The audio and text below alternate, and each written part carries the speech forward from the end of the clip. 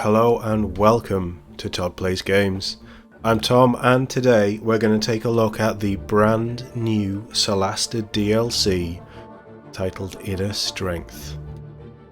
First we'll get the thank yous out of the way because that is the most important thing for this video, I think. So thank you very much to Mike GFL for arranging all of this, and to Tactical Adventures for the early access to the DLC so I can bring this video to you pretty much at launch time. So the Inner Strength DLC, what is that, I hear you asking? If you don't already know, it is the brand new add-on for Solasta that gives you 3 new classes and a new race to play. You can probably see the new race here. We're looking at the Dragonborn. Very cool. And it also brings new adventurers, including the Monk, the Bard and the Warlock classes, as well as the Dragonborn Ancestry. Monks and Warlocks are my 2 favourite classes in D&D, like true D&D. I absolutely adore the Warlock, and the Monk is just fun to play and mess around with. Very weak early on, but they really, like, as they level up by level 8, they're just a powerhouse of all kinds of badness. Really fun. Been looking forward to these classes for a long time, and they're finally here, so this is really cool. We're going to have a little look at each of these classes. I don't think there's going to be any gameplay in this because we're planning on doing a stream. We're putting the band back together, so Mark, TC, Aimless and I are hopefully going to be doing a co-op campaign through the main Crown of the Magister story. That's sort of the plan, I believe, as it is when we last spoke. And I am hopefully going to run the 3 classes plus an additional one through the Lost Valley DLC on the channel, hopefully soon. But that's kind of in the works at the minute. So yeah, really cool things coming. More from Solasta is always going to be coming, and we will always be covering it on this channel because it's just a really fun game. It has flaws, but at its heart it is incredible. It's fun, and I think it really is quite watchable. Seeing people like myself making stupid mistakes and the dice going against them. It's never going to get old. You'll know what I mean if you've been following the Solasta campaign so far. But let's stop waffling and get in on the Dragonborn here. So the Dragonborn, they came into being as the fruit of the dalliances of polymorph dragons and humanoid lineages.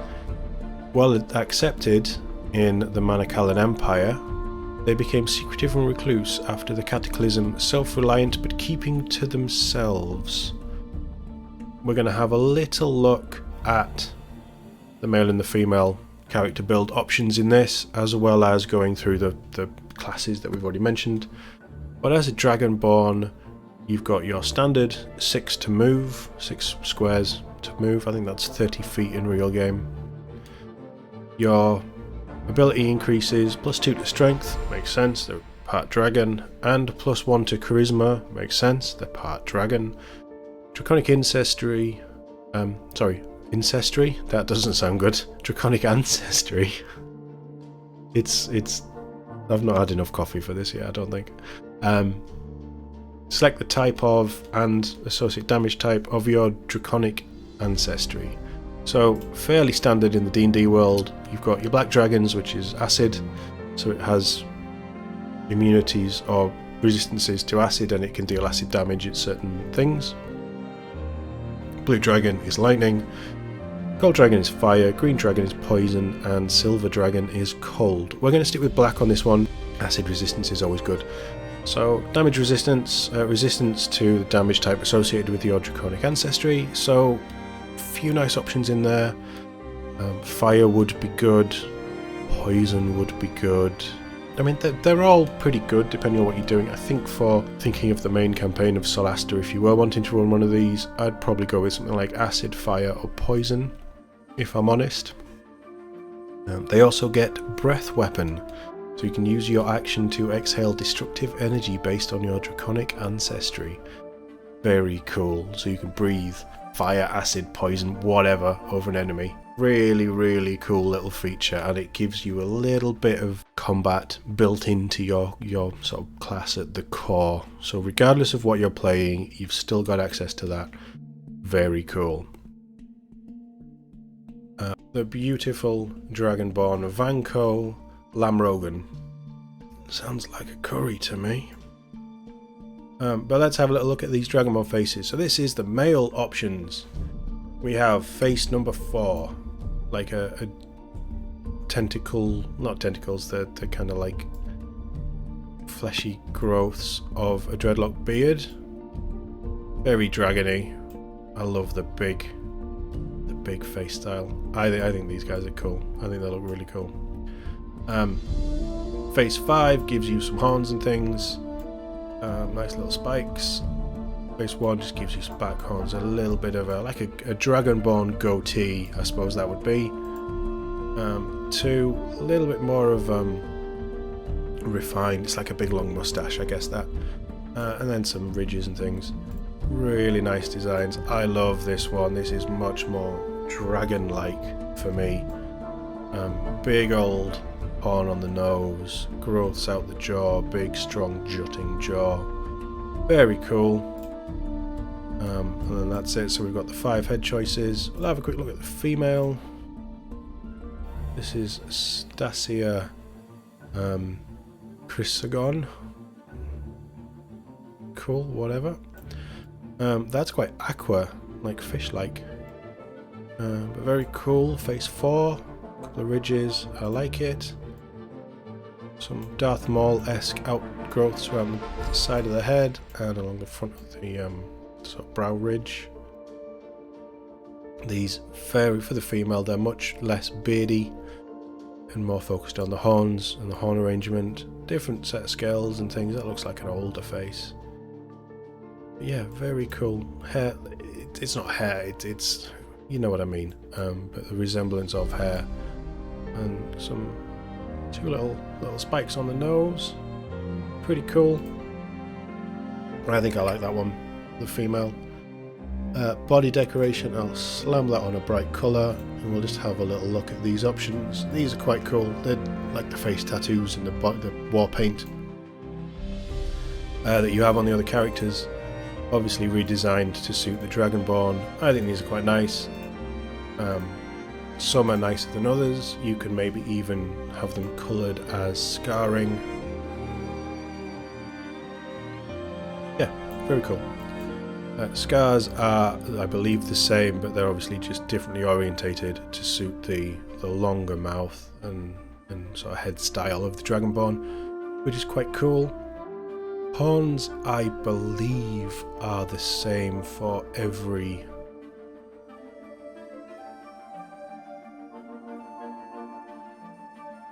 Oh no, the horns are different. Right, okay. Female horns then. This is horn 3, slight curving, they're a bit more like goat horns. Very cool. Slightly higher, more upright horns. 4, 5, straight out the side, they could do a lot of damage. Like bully horns. They're like blades. They're quite cool. I feel like magic essence should glow in the middle there. That'd be like a crown. That's 6. Number 1 is no horns. Very sad.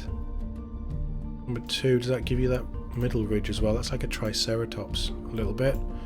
With the 3 horns there. And then back to the goat style horns. Very nice. The tail is the same for both sexes, so we'll just jump back to the male. On horns 1, no horns. Very sad.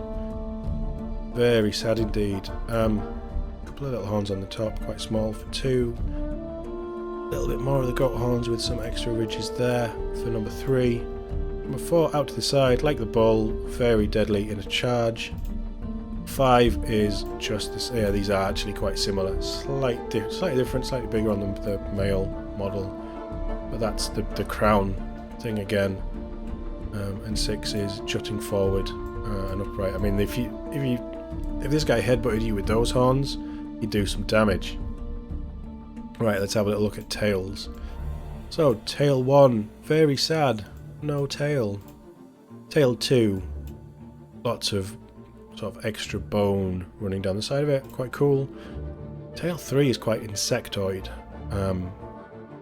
I'm not sure I like this design. It just freaks me out a little bit. But yeah, they're very armoured. Tail 4 is just a normal tail. Little bit of a, looks like a bony growth at the end. Tail 5 is the old Stegosaurus spikes. Really cool, I love that tail. And tail 6 is the traditional demon forked tail. That's my favourite, and obviously you've got tail length as well, because a Dragonborn is always going to have a tail, right?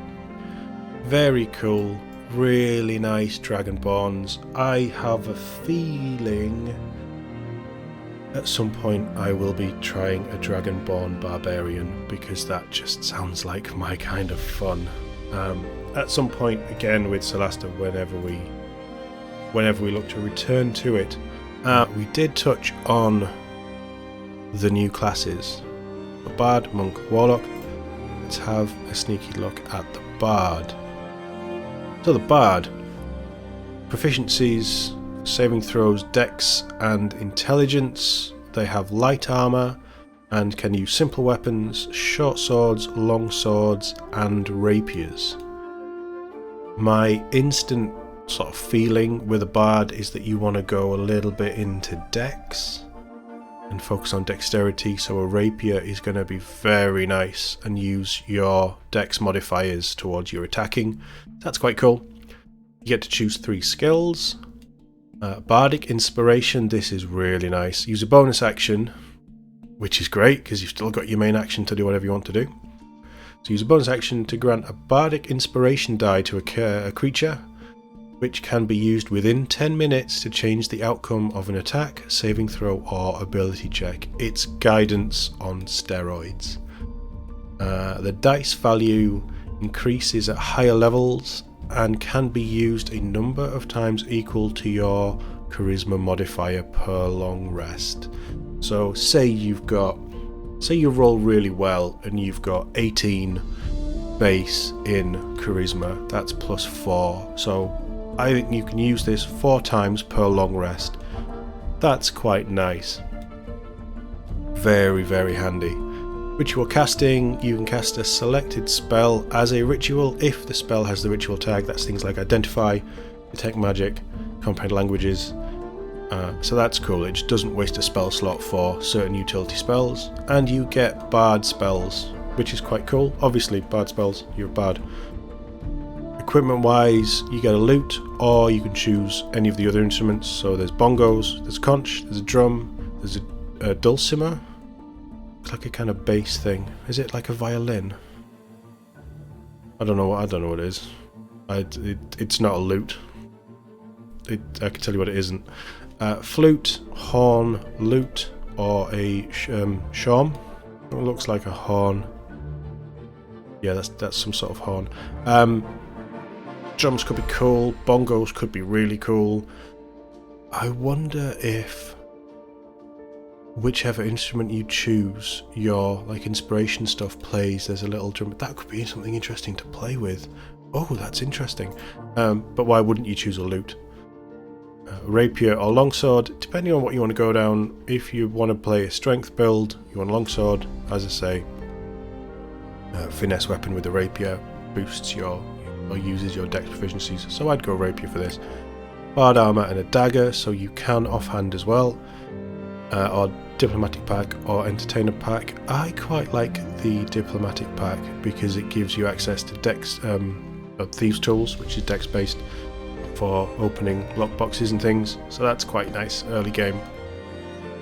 So yeah, that's pretty cool. Really nice stuff in there that builds into probably how you're going to be building the stats for this guy. Let's have a little look at the...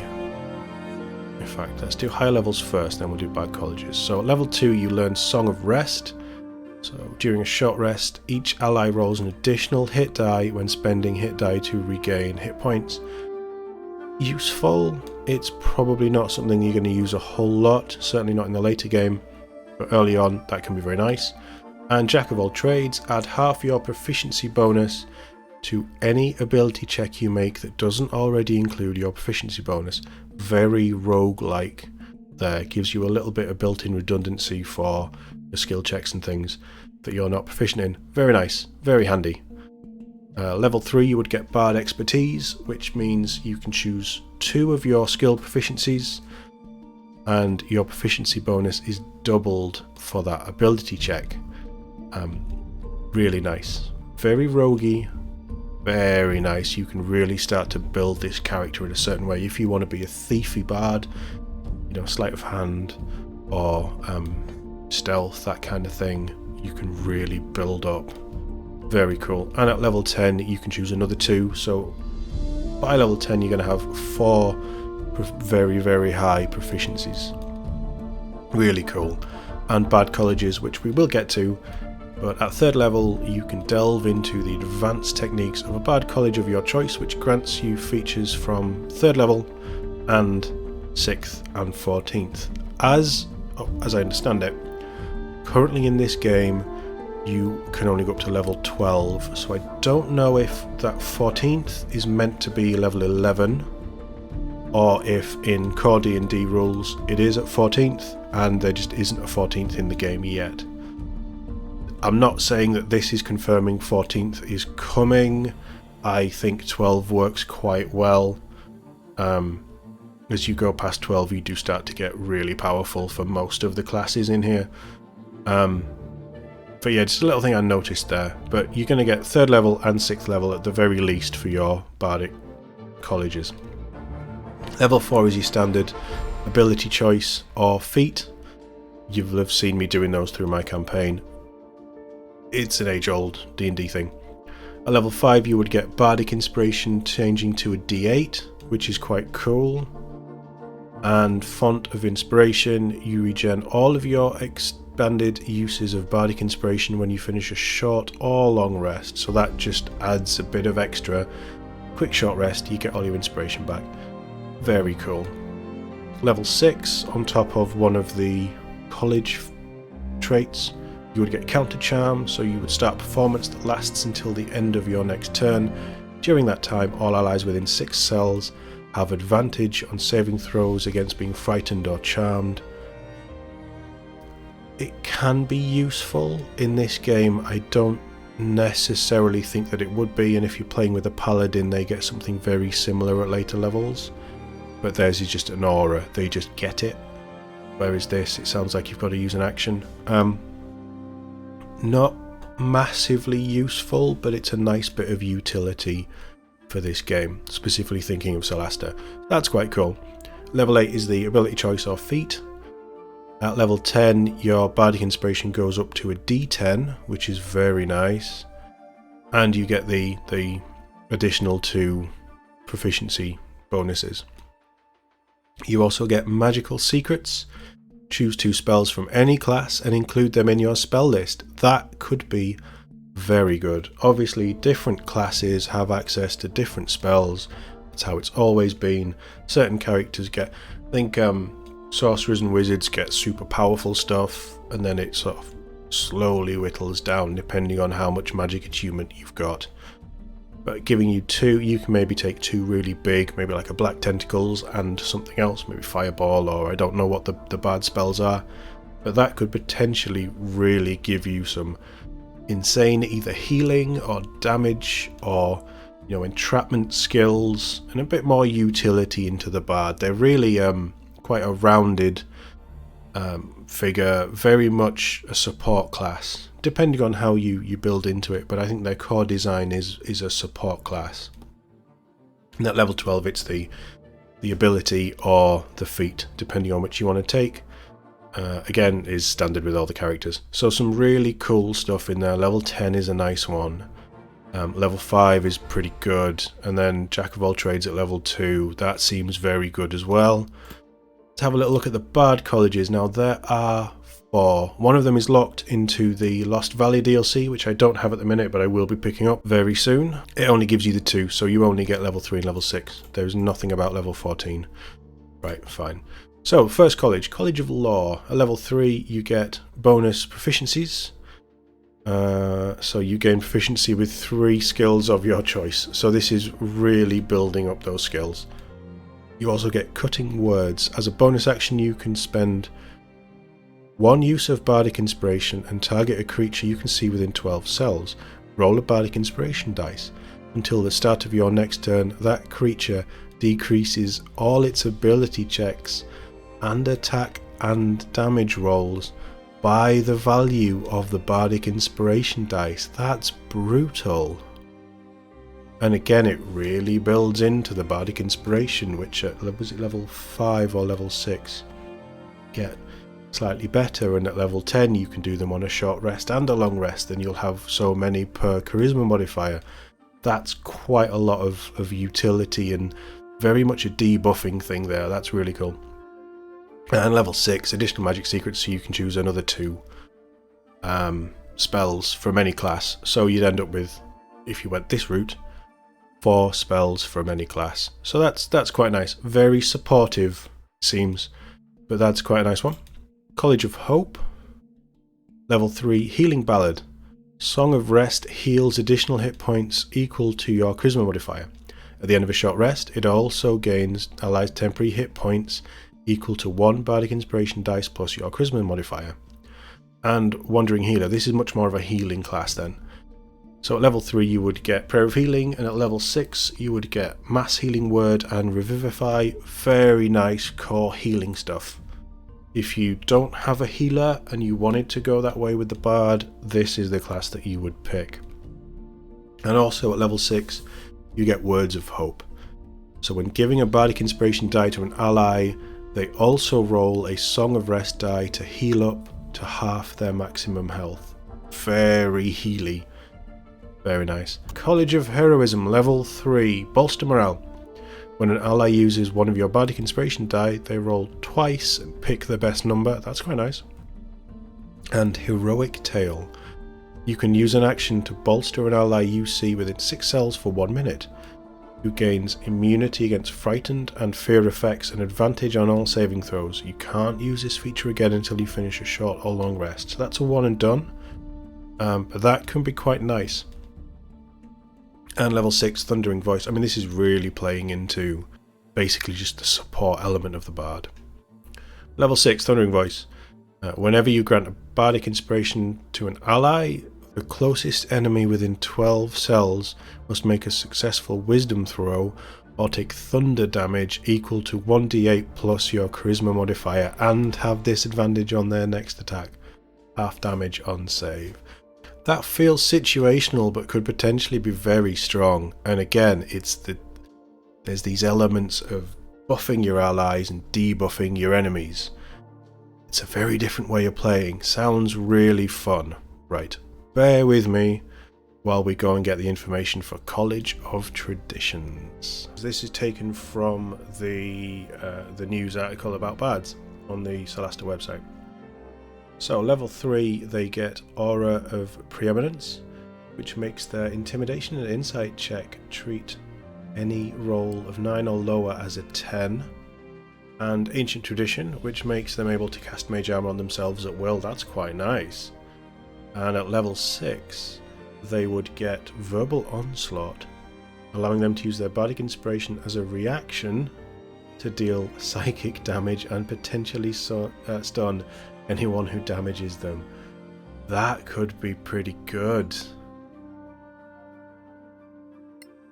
The Song Wizards. Oh, that's cool. That's quite a nice one. So yeah, that's cool. That is really cool. Let's have a little look at the monks. Yeah, let's do monks next.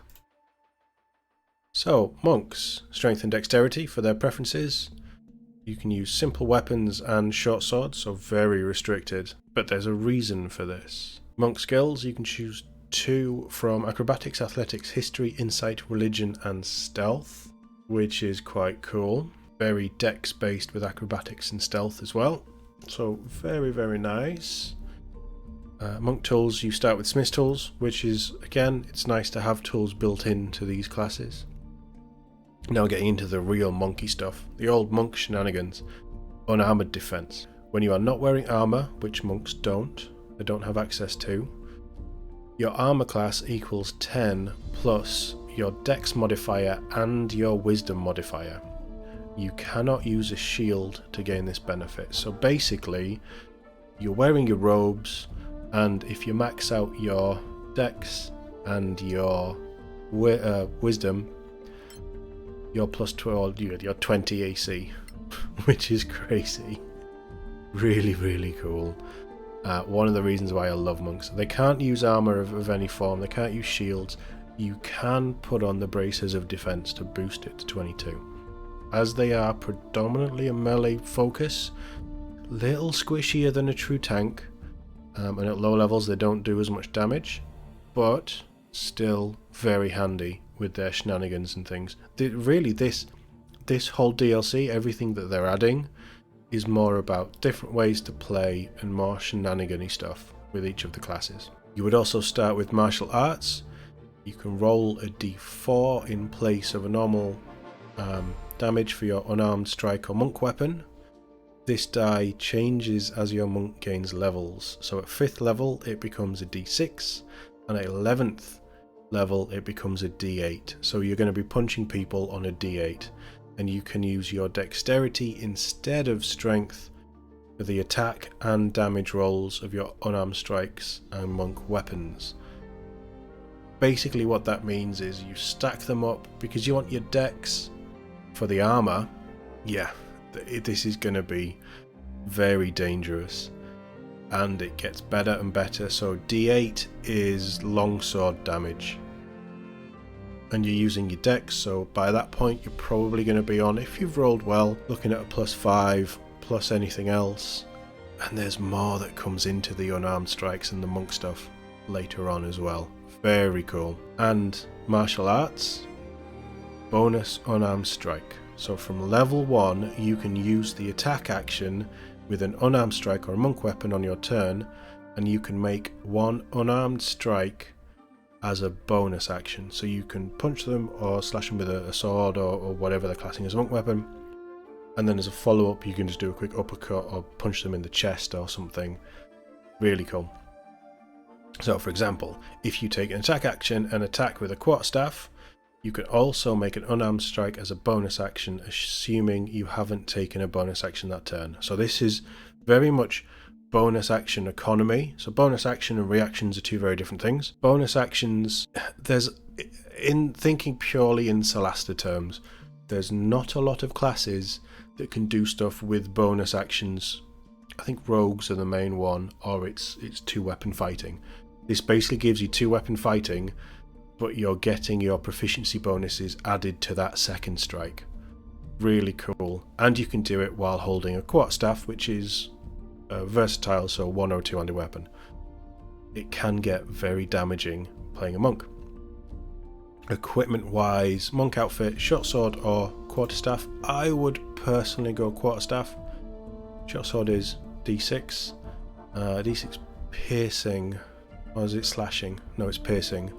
Whereas a quarterstaff is a d6 or a d8, depending on how you wield it, but it's force damage, which I think is better in this game, purely in Solasta. Quarterstaff is cool as well, so it's a monk walking around with a stick, basically. But your Dungeoneer's pack or your Explorer's pack, I would probably go... I don't know, I don't think it makes a lot of difference. For theme, maybe Explorer, but either one, it's starting stuff, it doesn't really matter. And you also get 10 darts. So darts count as monk weapons, which gives you that little bit of range. So you've got a max range up to 12 squares of just throwing darts. And I believe that your proficiency is added into this as well. So not only you punch people in the face if they get too close, but also if they try to move away, next turn just throw a dart at them. Basically, it's a bit of fun. Very cool. Let's look at high levels now. So level 2 you get key points, and this is where the monk starts to get obnoxious. Starting at level 2, your training allows you to harness the mystic energy of ki. Your access to this energy is represented by a number of key points. Your monk level determines the number of key points. So 2 at level 2, 3 at 3, and it scales. So by level 12 you'd have 12 key points. Patient Defense. You can spend 1 key point to take a dodge action as a bonus action on your turn. So you go in there, you punch someone. If they're still alive, you can either punch them again, or if you don't think you can kill them, you can spend a key point and use that bonus action as a dodge, hopefully keeping you alive a little bit longer. Very nice. Step of the Wind. Spend a key point to take the disengage or dash action as a bonus action on your turn, and your jump distance is doubled for that turn. So you can go in, punch them, bonus action, disengage. Very roguelike. Flurry of Blows. This is a fun one. After the attack action has been used on your turn, so the attack, not the bonus action, but the attack, you can spend 1 key point to make 2 unarmored strikes as the bonus action instead of just the 1. So the monks are really built on that bonus action economy. Really cool. And unarmored movement. Starting at level 2, your speed increases by 2 cells while you're not wearing armor and wielding a shield. This bonus becomes 3 cells at level 6, 4 cells at level 10, and 5 cells at 14. We won't get to 14, so you're going to cap out at an extra 4 cells, meaning you're going to be moving 10 cells, for instance as the Dragonborn that we looked at with 6 cell movement. Very manoeuvrable, very quick into combat, and with your bonus action disengage, you can get out of combat as well, if you need to. Level 3. Monk Traditions, we're going to look at those in a moment. But again, this is just more building the monk how you want to be. We saw with the Bard, you can go support, you can go healing, you can go a little bit aggressive. But this is now what makes a monk, is your Monastic Traditions, which we'll go through, as I say, in a second. But the fun thing, deflect missiles. From level 3 you can use your reaction, so it's your reaction if someone's going to shoot at you. You can do this, or if you're in combat with someone, you might want to save it for if they try and move away from you. But I love this skill. So use your reaction to deflect or catch the missile when you are hit by a ranged attack. If you do so, the damage you take from the attack is reduced by 1d10 plus your dex modifier plus your monk level. So in later levels, almost negating any damage that you would take. And if you reduce the damage to 0, you can catch the missile if it is small enough for you to hold in one hand and you have at least one free hand, so building into that whole keeping a hand free. If you catch the missile in this way, you can spend 1 key point to make a ranged attack with the weapon or piece of ammunition you just caught as part of the same reaction. So it doesn't cost a bonus action, this is just spend a key point, automatically throw it back to them if you reduce the damage to 0. You make this attack with proficiency regardless of your weapon proficiencies, and the missile counts as a monk weapon for the attack. It has a normal range of 4 cells and a long range of 12 cells, so it's basically like getting a ranged attack for free if someone tries to shoot at you, and you reduce that damage to 0, and your proficiencies are built in there. Very cool. Very quick reflex monk-like. Just one of the things I like about monks. Level 4, your bog standard ability or feat choice and slow fall. So from level 4 you can use your reaction when you fall to reduce any fall damage you take by an amount equal to 5 times your monk level. Additionally, you don't become prone when landing. You've probably seen in the campaign that I'm doing at the minute, the main campaign, the sorcerer jumps, lands, stays prone because his strength is terrible. This would allow you to use your reaction to negate that, or if you get pushed off a ledge, things like that, it gives you sort of that quick reflex to land on your feet, basically, is the idea here. I honestly, in Solasta, don't see how useful this is going to be, but in normal D&D, this could be really good. And it could be good in Solasta. I just didn't come into many instances where I was trying to be pushed off a ledge or what have you. But no, this can be very good and is very situational but nice to have. Level 5, extra attack.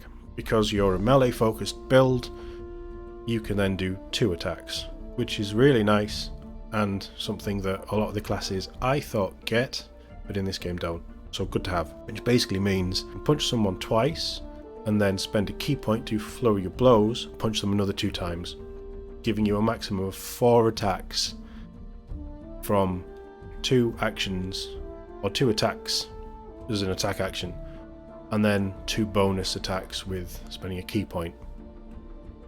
Building up that damage, which is really cool. And Stunning Strike.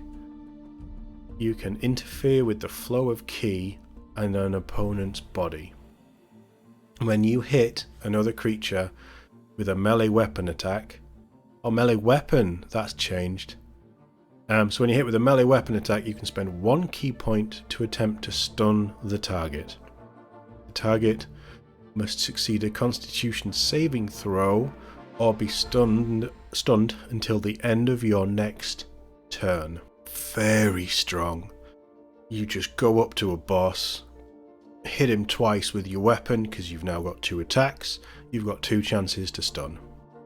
And then they're out of it until the end of your next turn, so potentially taking them out of the fight for quite a long time. Really cool. Something that I'll probably be spamming. You can see how important key points are to a monk build now. Level 6, Key Empowered Strikes.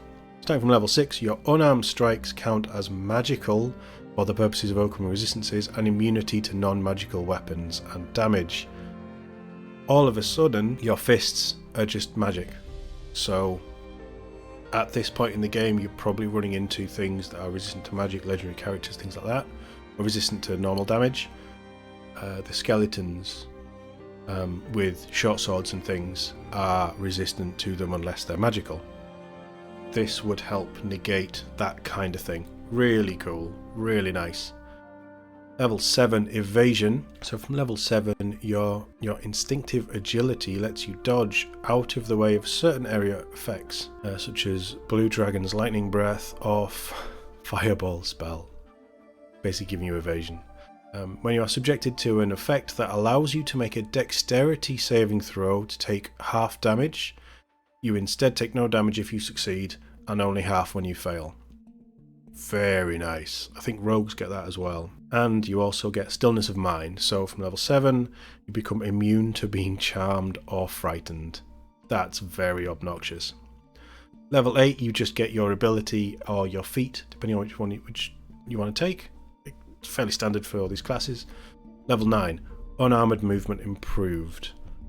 So climbing becomes second nature to you and it no longer costs extra movement. So you can just run up a wall. Insane. Level 10, Purity of Body. Level 10, your mastery of ki flowing through you makes you immune to disease and poison. So good. And then 12 is the ability score increase or the feat, depending on which one you want to do. Again, standard with all of the classes. Very nice. Some very obnoxious resistances and attack abilities and key stuff built into that. So that's cool. Which you can further hone with your Monastic Traditions. So, the first one, and I think this is probably my favourite, Way of the Open Hand. Level 3, One-Handed Technique. Starting when you choose this tradition at level 3, you can manipulate your enemy's ki when you harness your own. Whenever you hit a creature with one of the attacks granted by your flurry of blows, you can impose one of the following effects on the target. So it must succeed a dex saving throw or be knocked prone. This is just from a normal flurry of blows attack. Or it must succeed a strength saving throw, and if it fails, you push it back 3 cells. It can't take reactions until the end of your next turn. So you impose one of those 3 things. But when you're starting to sort of harness ki and you're burning through things and you flurry of blows, you get 2 attacks from flurry of blows. So it sounds like you'd get the 2 chances to really just debuff the enemy, depending on what you need to do. Pushing them away if you need to get away. Imposing it so it can't take reactions, which would mean that anybody else can move away. Really nice stuff. Level 6, Wholeness of Body. You gain the ability to heal yourself. As an action, you can regen hit points equal to 3 times your monk level you must finish a long rest before you can use this feature again. A little bit like Second Wind for the fighter, not quite as strong because it is just 3 times your level, but say level 10, you're getting 30 hit points back. Nice to have. It's not a huge amount of health, but it can keep you in the fight, which is quite cool. And level 11 Tranquility. At level 11, when you are about to be hit by an attack or single target spell, you can spend 1 key point and gain the benefits of the spell Shield, which is +5 AC. So you can just say, not today. Cast Shield on yourself for a key point, and it just by level 11 you're probably going to be at least armor 20 if you've stacked your wisdom and your dex, or if you've maxed out your wisdom and your dex. So you're effectively armor 25. Nah, nobody's hitting you this turn. You can just block it, which is cool. Way of Freedom. So Way of Freedom is the Lost Valley one. Fighting style developed by Manukal and Slaves. This one I will just take off the website again. Freedom monks are a tempest of blows flying across the battlefield with swift steps. Flurry of blows grants them the effect of dash for free and advantage on their next attack. Very nice. And at level 6 they get Swirling Dance, which allows them to use their reaction to counter attack right after an enemy misses them with a melee. Oh, that's nice. That's very nice. And at level 11, Unending Strikes improves Flurry of Blows to attack 3 times instead of 2. That's doubling down on damage dealt, tripling down with Flurry of Blows. Really cool. Very nice. Lots of movement in there.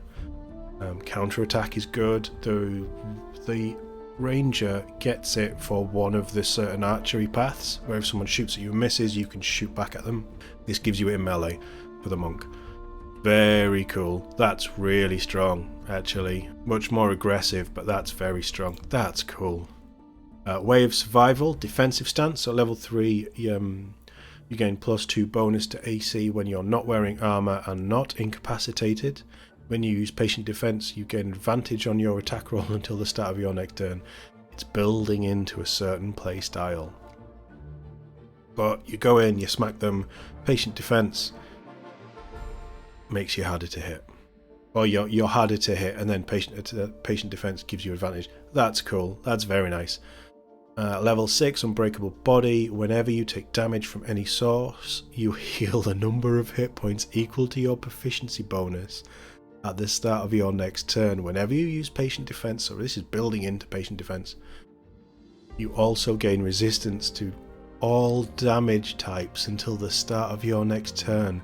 So by that point, not only are you going to have advantage on your next attack in your next turn, but you also have resistance, so it halves all damage types coming in until that next turn, basically making you like a rock.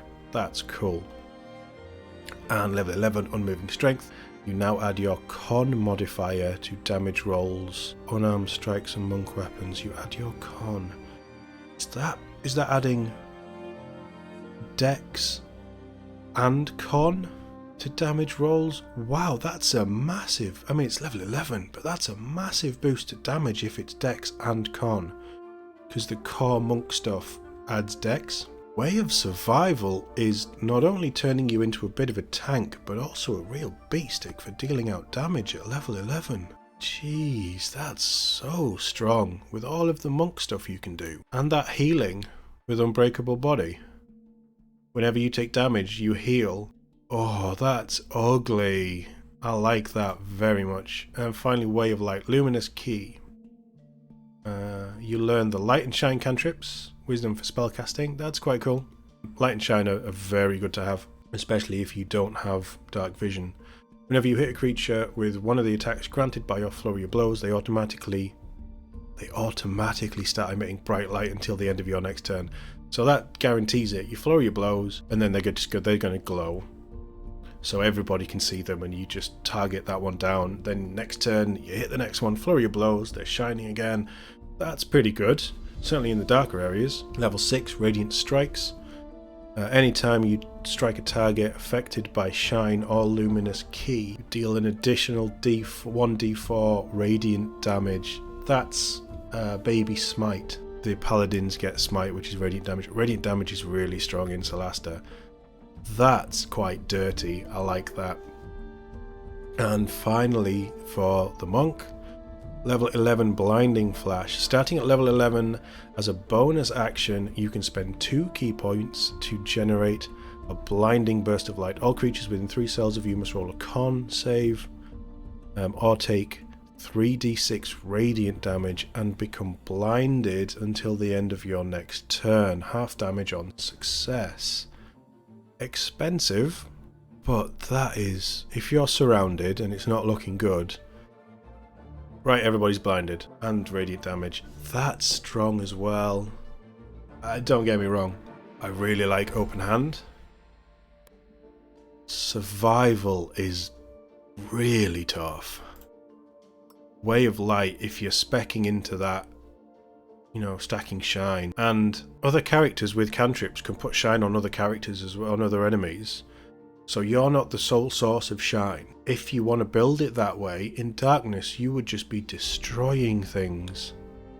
With Way of Light, and Way of Freedom is a dance of death for the enemy.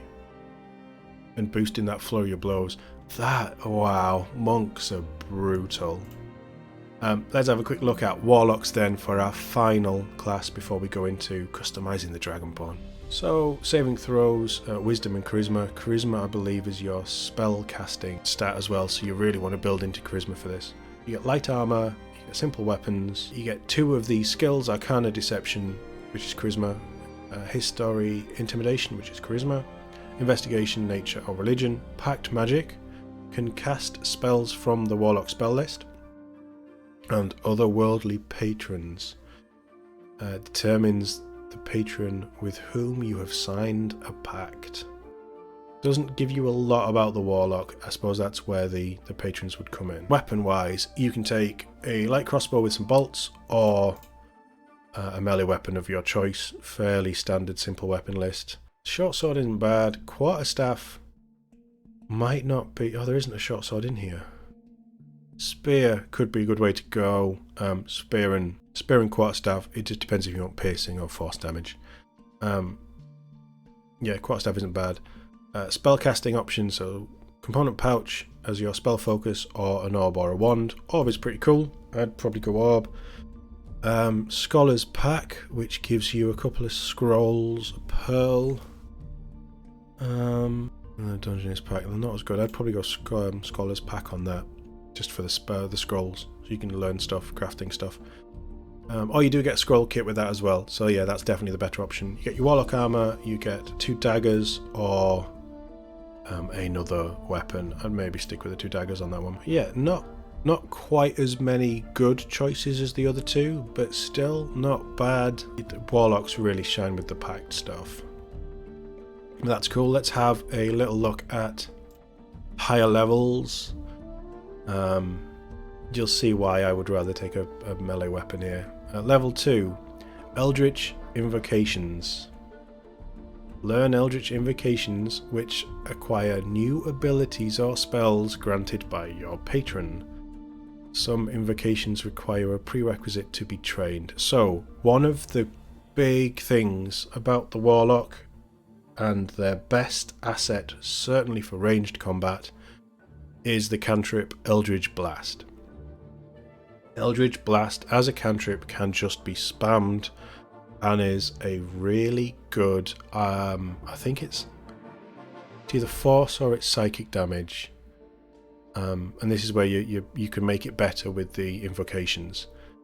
Basically, you can turn Eldritch Blast into a near one-hit kill, or a high damaging spell that you would just do all the time to save your spell slots.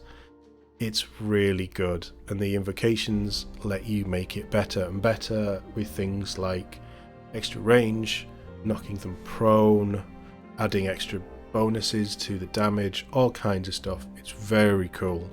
And if you want to be a Warlock, it's probably because you're going to do Eldritch Blast spam, and nobody would fault you for it.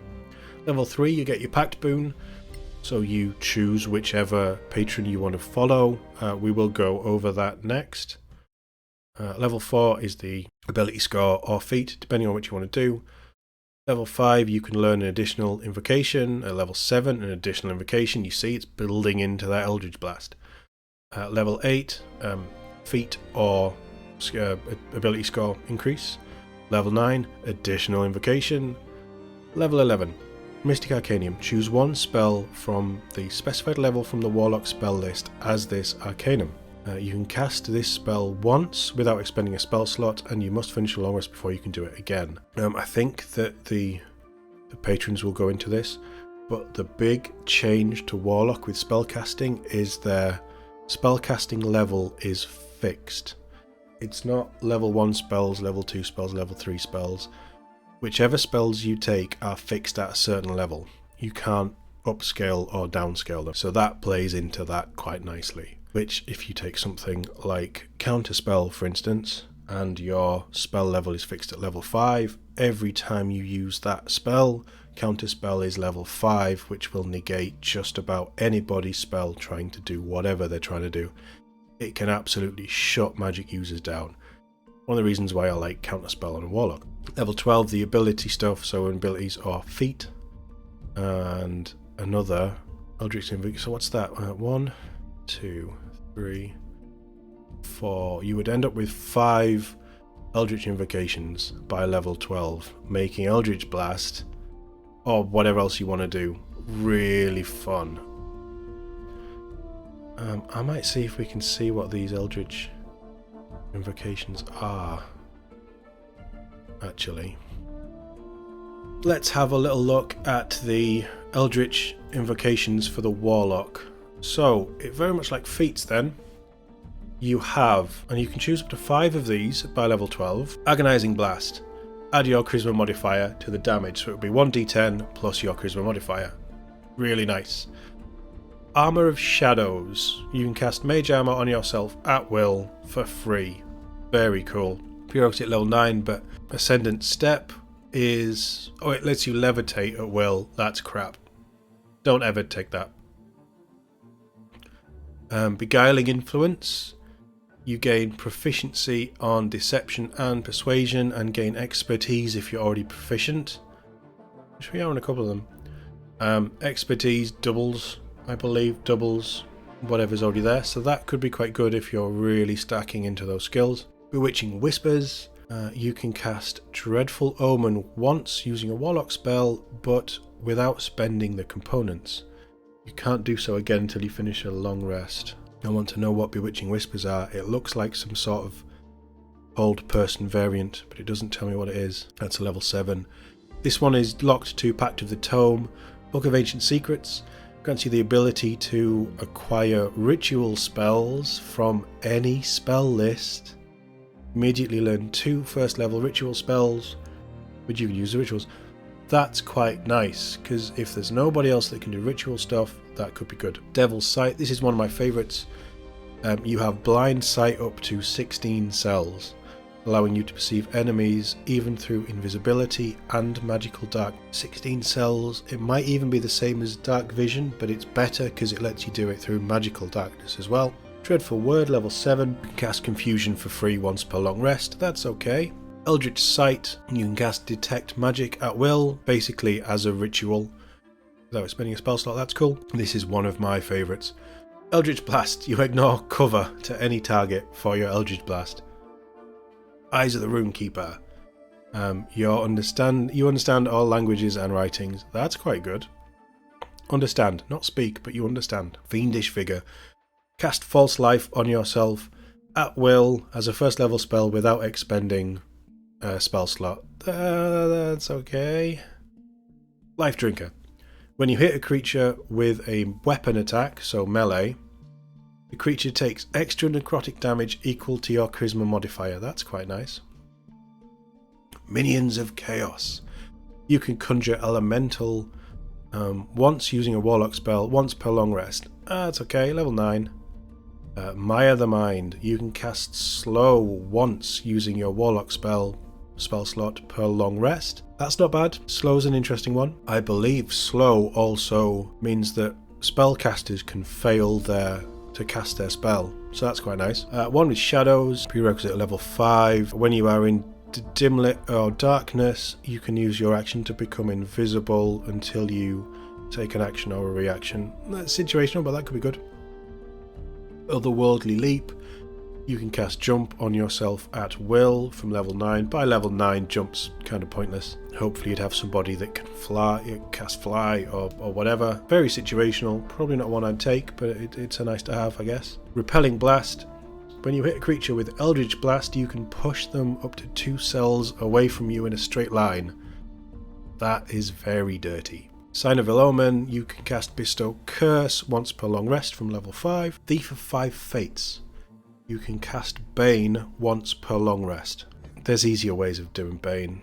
Might use a spell slot, but... Thirsting Blade, I like this one. So this is Pact of the Blade and level 5. Have we seen Pact of the Blade? But from level 5 you can attack twice instead of once when you make an attack, basically giving you the melee character 2 attacks at level 5, certain requisites needed, but that can keep you up there with the damage dealers. Quite nice. Voice of the Chainmaster, this is a Pact of the Chain one. You can bind a creature to your Warlock one more time between long rests.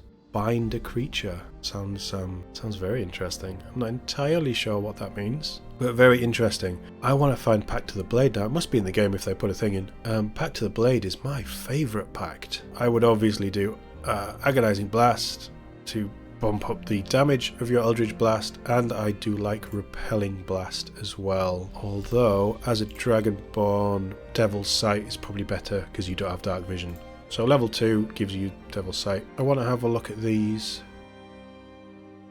Right, Pact of the Blade. Your Warlock becomes proficient with martial weapons and imbues weapons with the capability to overcome resistance or immunity to damage from non-magical weapons. So that makes your weapons magical, regardless of what they are. Pact of the Tome gives you an additional 3 cantrips. If you're going spellcaster, that's quite nice. Pact of the Chain allows your Warlock to bind supernatural creatures, granting special features such as resistance or a bonus to saving throws for a short moment. Interesting. I just love Pact of the Blade because I want a big hitty Warlock that can Eldritch Blast and stab things. Let's have a little look at the patrons. If you went the Fiend, these subclasses are granted at level 1. Then the boon comes in at 3. Oh, interesting. So pick the Fiend. At level 1 you would gain expanded spells. So you can select from an additional list of spells, which when you learn a new spell, the list is Burning Hands, Bane, Blindness, Scorching Ray, Fireball, Stink Cloud, Fire Shield, Wall of Fire, Flame Strike or Contagion. Some really good stuff in there. I like Scorching Ray, I love Fireball. Contagion might be really good, depending. You also get Dark One's Blessing, which is quite nice. Starting at level 1, when you reduce a hostile creature to 0 hit points, you gain temporary hit points equal to your charisma modifier plus your Warlock level. Basically keeping you in the fight for longer. At level 6, you get Dark One's Own Luck. You can use an action to bring forth a fiendish stroke of luck. For the next minute, you roll an additional d10 on all your ability checks and saving throws. Once you use this feature, you can't use it again until you finish a long rest. Building in a bit of redundancy, like the Bard has access to. Situational, but that could be really good. Certainly for saving throws and things. And level 10, Fiendish Resilience. Starting at 10th level, you can choose one damage type when you finish a short or long rest. You gain resistance to that damage type until you choose a different one with this feature. Damage from magical weapons or silver weapons ignores this resistance. Silver weapons. I'm guessing that's a bit of D&D speak, because I'm not aware silver weapons are in the Solasta game. And the Fiend is one of the standard choices.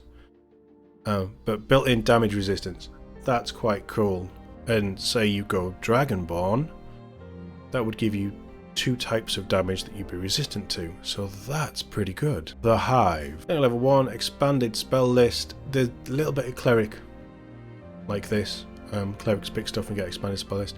So that spell list is Detect Poison and Disease, Inflict Wounds, which is nice, Acid Arrow, which is nice, Calm Emotions, Lightning Bolt, which is nice, Stinky Cloud, Giant Insect, Stone Skin, Cloud Kill, Insect Plague.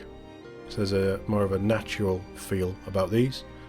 And Weakening Pheromones at level 1. Each turn, the first creature you damage with a spell will have disadvantage on their next saving throw.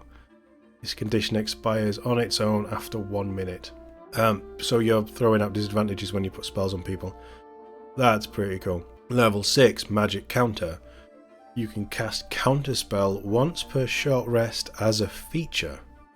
This does not use one of your spellcasting slots, and you add your proficiency bonus when countering level 4 and higher spells. Counterspell is really good on the Warlocks, as I've said, and that gives you it for basically 1 free per short rest. That's quite nice. Level 10, Reactive Carapace. Whenever you take damage from a spell or magic effect, you can use your reaction to immediately gain a number of temporary hit points equal to 1d8 plus Charisma modifier. These temporary hit points will last until the start of your next turn. Keeps you in the fight for longer. If you take a big hit that's going to drop you, you can reaction, instantly get a little bit of health back that should keep you standing. It's situational. Certainly at level 10 you'd like to think that you're not going to be getting dropped so easy. The tree is the Lost Valley subclass. Let's have a little look. Level 1.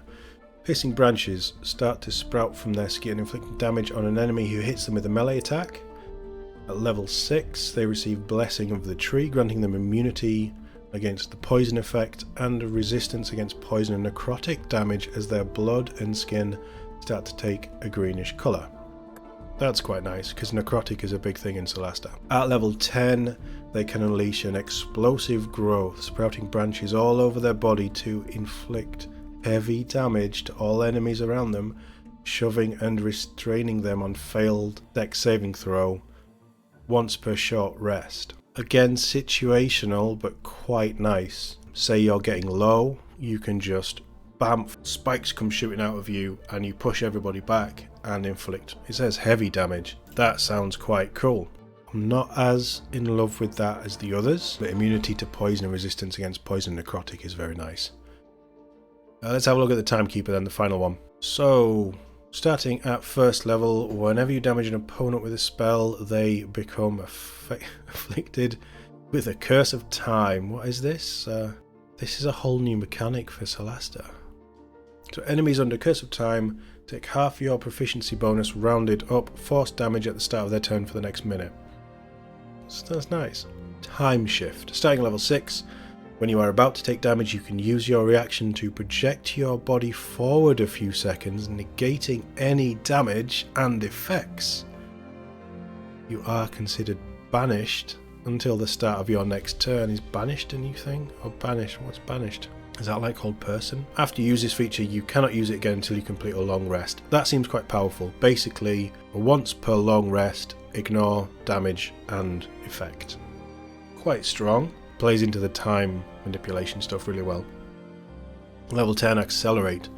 On your turn, you can use a bonus action to briefly accelerate an ally within 6 cells.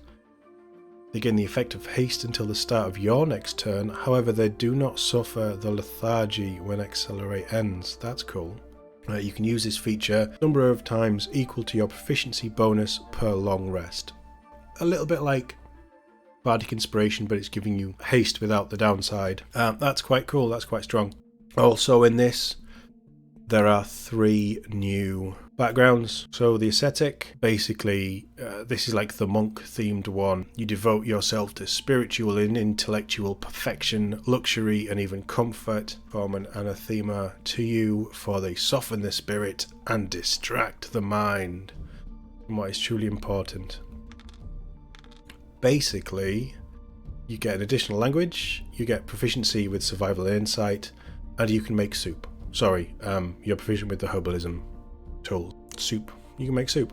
You also start with some extra herbs and the herbalism kit. So the artist, this is more the bardic stuff. So you gain an additional language. You are proficient with persuasion, deception and performance, all very charisma based, building into the Bard idea. Or the Warlock would work quite well with a Warlock as well. You get noble clothes, 25 gold. Yeah, this stuff. Cancelled contract. It's just a piece of paper. It has no value. Used to think it was your career breakthrough, but after a stroke of bad luck, the contract was cancelled. It's quite sad. And then this one is more of the Warlock idea, the occultist. Basically, instead of doing the normal stuff, you have decided to follow a path of like dark magic, blood magic, that kind of stuff, occult stuff. Additional language, proficiency with Arcana and Deception makes sense. Deception plays nicely into Charisma as well. You get proficiency with a scroll kit, which is cool for crafting. You get an old notebook. It reminds you that the world is full of mysteries yet to be revealed. I don't think that does anything. 25 gold and scroll kit. These don't add... These three new ones don't add a quest into the game, but they're quite nice. They're thematic. The backgrounds are more thematic when you're building your character. It's what do you want your character to be? What's their background? What have they done in the past? It's that idea. By feats, do we get anything new? We do get some new stuff. Oh wow, there's some really good feats in this. This has all been added in this patch. Oh, let's have a little look.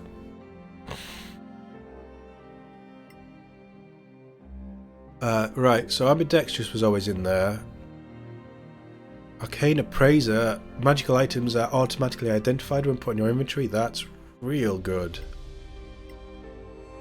Armor Master was always in there. Badlands Marauder. Gain resistance to poison, have advantage on rolls against being poisoned, and 1 con. Blessing of the Elements. Whenever you take fire, cold, or lightning damage, you use your reaction to become resistant to those damage types until start your next turn. Once per short rest. That's quite good. Burning Touch. Each time that you deal damage with an unarmed attack or weapon, you deal additional fire damage equal to your proficiency bonus. Okay. God, there's loads here. Cloak and Dagger. When you hit an enemy with a light weapon, you gain 2 AC to the start of your next turn. That's good for fighters. And potentially rogues. Creed of a Run. The creeds were always in there. Daunting Push. When you successfully shove an enemy, they lose half their movement rounded down on their next turn. Okay. That was always in there. Distracting Gambit. After you hit an enemy with a one-handed attack, they lose 1 AC for 1 minute. That's brutal. Eager for Battle is an old one. Electrifying Touch. First time, each turn, you deal an attack unarmed or with a weapon. You deal additional lightning, so it would be that, or it would be, yeah, okay. So you can't take Icy Touch or Melting Touch, or Toxic Touch, or Burning Touch if you take that, but it just gives you an extra bit of damage. For fighters and things, that could be quite good. Enduring Body's old. Flawless Concentration is old, that's old. Follow-Up Strike is old and exceptionally good, especially with it's a two-handed one, but it basically gives you a third attack. Forestalling Strength. When you wield a two-handed weapon, you gain 1 AC. That's okay. Forest Runner. 1 Dex and +2 movement cell speed. That's good. Hard to Kill is old. Haulers, old. Ice is dealing ice damage on top of everything else. Very much like the other two. That's old. That's old. Lockbreaker's old. Manipulator's old. Master Realm is old. Master Enchantment is old. Melting Touch is acid damage. When you stabilize an ally with a medicine check, they regain 1 HP. That's new. Mender. That's quite good actually. Instead of just stabilizing them, that means they can get back up. That's very good. Might of the Iron Legion. Gives you heavy. That's an old one. Mighty Blow. When you attack with a two-handed melee weapon, you deal additional damage equal to half your strength modifier rounded up. Oh, barbarians and fighters would love that. Powerful cantrips old, race shields old, ready or not. You had advantage on your attack rolls when using ready action. So by ready it just means you're waiting for somebody to, it's usually you're waiting for somebody to run at you. But giving you advantage on those attacks is really good. Oh, these feats have just changed the game. When you're leveling up, it's usually, oh, I'll just take the ability because the feats aren't, there's usually one that's really good.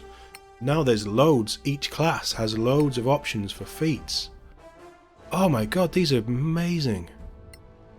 Robust is old, I believe, yes it is. Rush to battle is old. Sturdiness of the Tundra is old, take aim is old. Toxic touch. Poison damage, just like everything else. Trip attack is new. When you hit an enemy with a melee attack ready, with a melee weapon ready attack. Okay, so it's only when you're readying. They must make a contested roll as if you've used the shove action or be knocked prone. So if somebody runs at you and you have this, they get into your melee range, and instantly before they attack, they make a contested roll, I'm guessing off strength. And if you succeed, you knock them back a square so they can't attack you, or they're knocked prone so they can't attack you. For a sword and board fighter, that's really nice. Twin blade is old and uncanny accuracy is old. There's some really strong feats that they've added.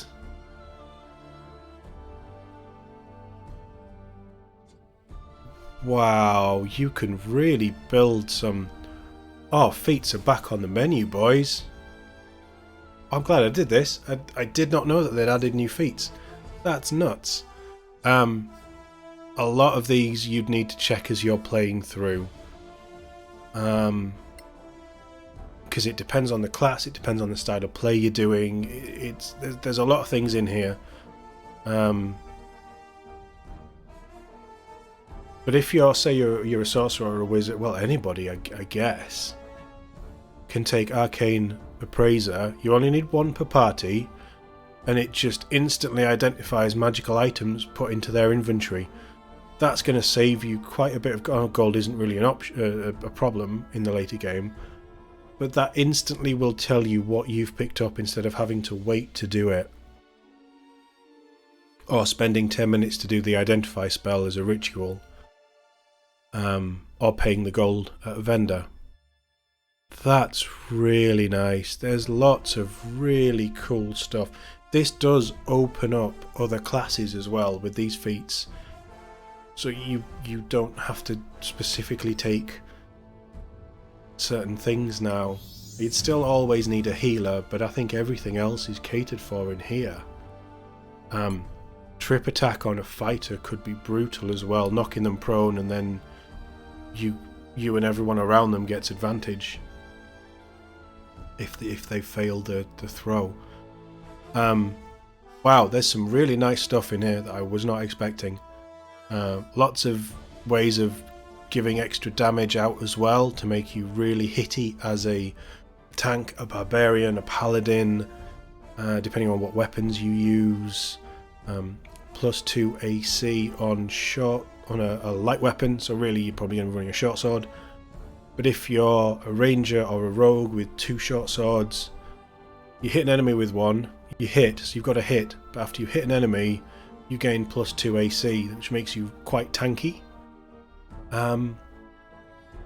Lots of cool stuff in here that I was not expecting. Oh wow. Wow. And Mender for a healer. Mender is going to get people up.